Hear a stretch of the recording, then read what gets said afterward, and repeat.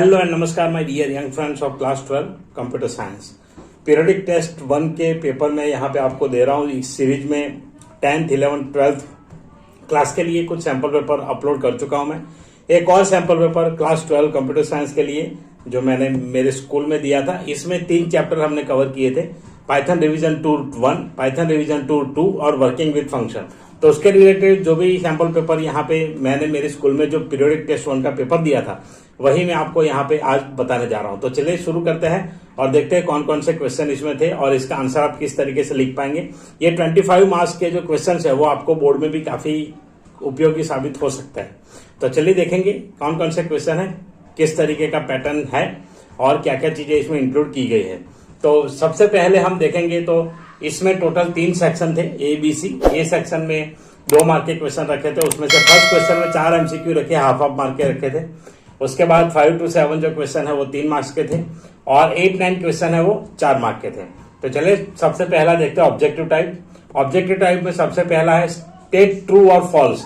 Tuple is one of the data types of Python having data in key value pair. तो की value pair में जो data होता है वो टपल में होता है। तो ये ट्रू है या फॉल्स है? तो ऑब्वियसली ये फॉल्स है, क्योंकि जो की वैल्यू पेयर है वो आती है आपके डिक्शनरी में। की वैल्यू पेयर आपकी आएगी डिक्शनरी में, और ये जो है यहाँ पे टपल, तो टपल में सिर्फ हम वैल्यूज डालते हैं और वो वैल्यू एलिमेंट्स होते हैं, सिंपली कोई नंबर होता है। तो ये यहाँ पे आएगा false. Next, what will be the output for the following expression. तो जो एक्सप्रेशन दिया है उसका पूरा एग्जीक्यूशन आपको करना होगा, उसके बाद करेंगे। तो सबसे पहले अगर एग्जीक्यूशन की बात करें तो कुछ इस प्रकार से ये होता है। एग्जीक्यूशन थोड़ा हाईलाइट में ले लेता हूं, हाईलाइट कर लेते हैं। तो पहले ये ब्रैकेट जो है उसमें से हमें एग्जीक्यूट करना है। तो फॉल्स एंड ट्रू और ट्रू ये दिया है। तो यहाँ पे सबसे पहले नॉट जो होता है वो एग्जीक्यूट होता है, पर नॉट यहाँ पे बाहर ब्रैकेट में है तो उसको एग्जीक्यूट नहीं करेंगे, ब्रैकेट के अंदर जो है वो होगा।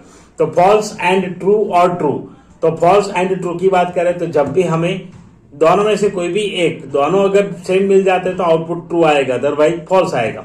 तो यहाँ पे फॉल्स आएगा पहले, फॉल्स और ट्रू मिलेगा तो हमें उसमें मिलेगा ट्रू, क्योंकि कोई एक भी ट्रू होगा तो ट्रू में ट्रू हो जाएगा।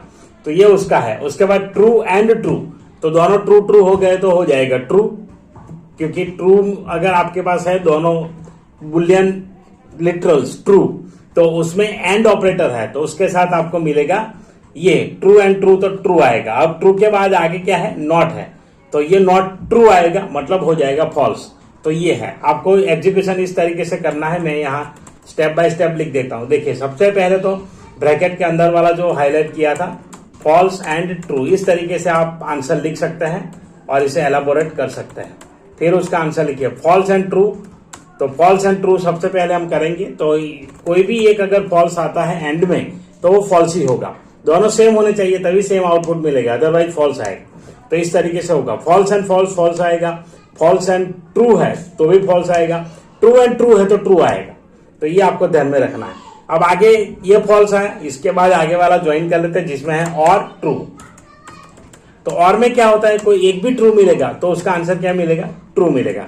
तो ये आपको ट्रू मिलता है। उसके बाद अब बाहर वाला ऐड करते हैं एंड ट्रू। तो ट्रू एंड ट्रू, दोनों ट्रू है तो यहाँ पे ट्रू आएगा, दोनों अगर सेम है तो ट्रू आ जाता है। तो ये रहा आपका ब्रैकेट्स वाला इक्वेशन। अब ब्रैकेट्स में फाइनल आंसर हमारे पास क्या है? ट्रू है। अब नॉट ट्रू अगर करेंगे तो क्या हो गया? फॉल्स हो गया। तो इस प्रकार से इसका आंसर मिलेगा फॉल्स। ये है एग्जीक्यूशन का पैटर्न, इस तरीके से एग्जीक्यूट कर सकते हैं आप। Next, what will be the output for the following of the following expression. इस एक्सप्रेशन का आउटपुट क्या हो सकता है वो आपको लिखना है। तो सबसे पहले 24 floor divide by 6 module by 3, तो ये दिया है। तो जब भी ये होगा तो सबसे पहले आपको डिवाइड करते जाना है और डिवाइड करने के बाद जो आउटपुट मिलता है वो यहाँ पे लिखना है। तो यहाँ पे मॉड्यूलर डिवीजन और ये फ्लोर डिवीजन दोनों साथ में है। तो सबसे पहले फ्लोर डिवीजन एग्जीक्यूट होगा। तो 24 डिवीजन डिवाइड बाई 6 करेंगे तो 4 मिलेगा। तो 4.0 मॉड्यूल बाई 3 है तो 4.4 मॉड्यूल बाई 3 आएगा, 0.0 नहीं आएगा क्योंकि फ्लोर डिवीजन है। तो 4 डिवाइड बाई 3 में हमें ये आंसर मिलेगा। इसको भी स्टेप बाय स्टेप एग्जीक्यूट करके बताता हूं मैं। सबसे पहले 24 डिवाइड बाई 6, इसका आंसर मिलता है 4। इसके बाद पीछे ऐड कर देते हैं मॉड्यूल बाई 3 और इसका आंसर मिलेगा 1। तो पहला 1 है, 1 के बाद कॉमा आ जाना चाहिए तो कॉमा ले लेंगे। नेक्स्ट है 24 4 मॉड्यूल बाय 2, तो ये मिलेगा। तो 24 4 मॉड्यूल बाय 2 करेंगे तो यहां पर भी सेम ऑपरेटर है, तो सेम ऑपरेटर हमेशा राइट टू लेफ्ट एग्जीक्यूट करने वाले हैं हम। तो राइट टू लेफ्ट जो होता है, सॉरी ये आएगा सीधा हमारी तरफ से, अगर देखेंगे तो लेफ्ट टू राइट होगा। अगर हम ऑपोजिट साइड से देखें लैपटॉप के सामने तो सबसे पहले ये एग्जीक्यूट हो जाएगा आपका 24 मॉड्यूल बाय 4। तो इसका आंसर हमें मिलता है 6 फ्लोर डिवाइड बाई 4, सॉरी 2 है, फ्लोर डिवाइड बाई 2, तो ये मिलेगा 3। तो 1 के पीछे यहां पे लग जाएगा 3।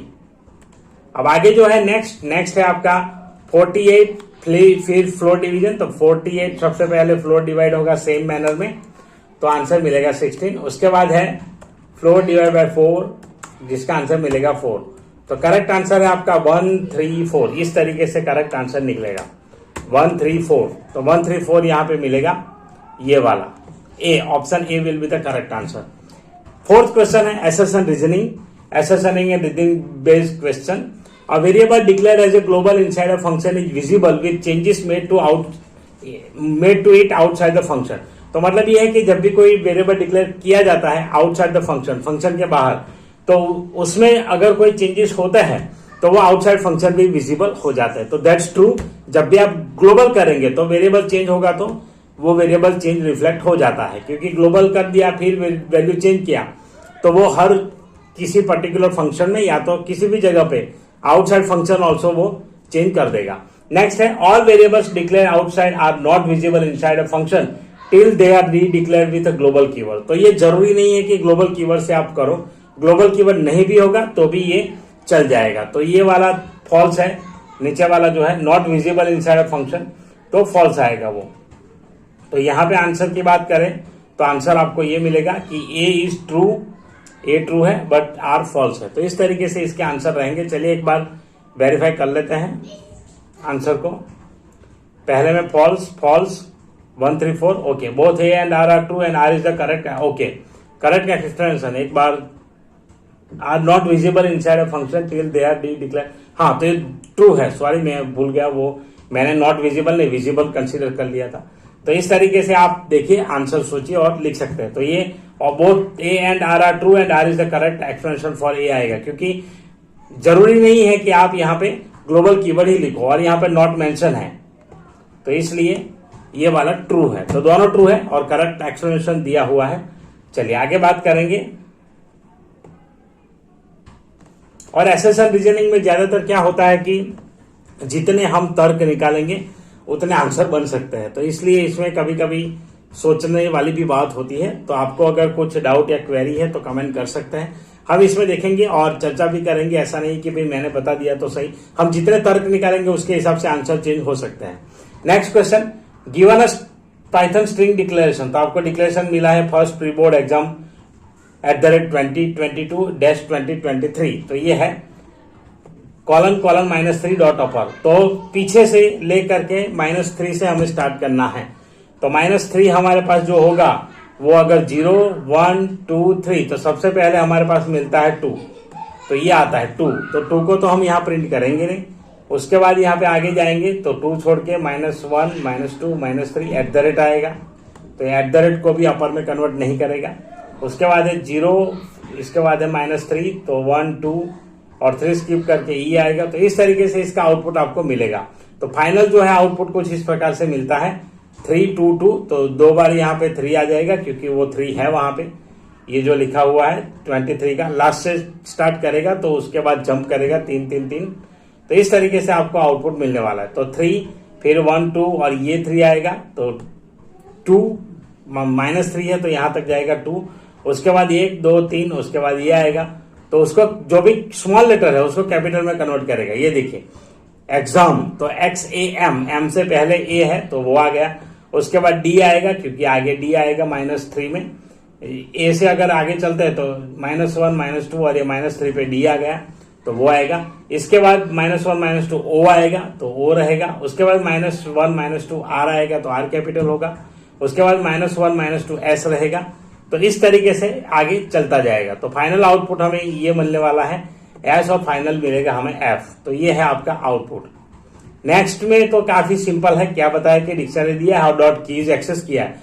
तो जब भी डॉट कीज एक्सेस करते हैं तो आपको इस तरीके से बताता है, डिक्ट अंडरस्कोर कीज मेथड आएगा और कीज का लिस्ट जो है वो आउटपुट में आएगा। इसमें एक चीज आप कर सकते हैं कि ऐसे क्वेश्चन में आप डायरेक्ट लिस्ट भी प्रोवाइड कर सकते हैं, डिक्ट अंडरस्कोर कीज की उतनी आवश्यकता नहीं है, तो यहां पर भी आपको मार्क्स मिलने के चांसेस है। मार्किंग स्कीम में ऐसी चीजें ज्यादातर अवॉइड की जाती है, तो जो लिस्ट आप प्रोवाइड करेंगे कीज का तो उसमें भी आंसर है करेक्ट है तो आपको मिलेगा मार्क्स। तो ये होता है, लेकिन मार्किंग स्कीम कभी कभी जो बनाने वाला होता है वो कभी स्ट्रिक्टली अगर बना दे कुछ बना दे तो चेंज भी हो सकता है। तो इसलिए याद रखिएगा कि डिक्ट अंडरस्कोर कीज अगर आपको याद आता है तो लिख दीजिए, उसके बाद लिस्ट प्रोवाइड कीजिए कीज का।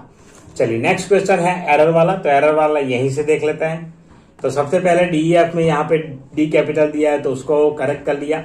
यहाँ पे रिटर्न के बाद वैसे कुछ नहीं लिखेंगे तो भी चलता है, नन रिटर्न हो जाएगा, लेकिन यहाँ मैंने स्टेटस लिख दिया क्योंकि स्टेटस यहाँ पे कैलकुलेशन में है। उसके बाद ये जो लाइन थी वो कंटिन्यू दिया हुआ था तो उसको नेक्स्ट में ले आए।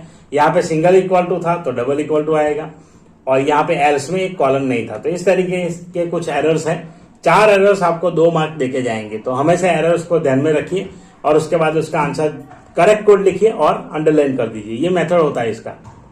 चलिए नेक्स्ट यहाँ पे है लिस्ट और टपल का डिफरेंस। तो लिस्ट टपल आप यहाँ पे देख पा रहे हैं, elements are written in square brackets, तो लिस्ट में स्क्वायर ब्रैकेट होता है, टपल में पैरेंथेसिस होता है, राउंड ब्रैकेट होता है। List are mutable, tuples are immutable. List can not be use as dictionary key, list को हम डिक्शनरी की में नहीं डाल सकते जबकि टपल को डाल सकते हैं। और list needs more memory, list को ज्यादा मेमोरी चाहिए, टपल्स को कम मेमोरी चाहिए। तो ये 4 पॉइंट है, 2 मार्क के लिए 2 पॉइंट्स आपको इनफ रहेंगे। उसके बाद और में है, और में रिटर्न कीवर्ड के बारे में पूछा गया है। तो return keyword is used in function to return a value at the end of execution. तो फंक्शन एग्जीक्यूट होगा, एंड होगा, तब ये यहाँ पे रिटर्न कीवर्ड आएगा। It returns the value of expression when function is called, function call होगा तो एक्सप्रेशन का जो फाइनल वैल्यू है वो रिटर्न करेगा।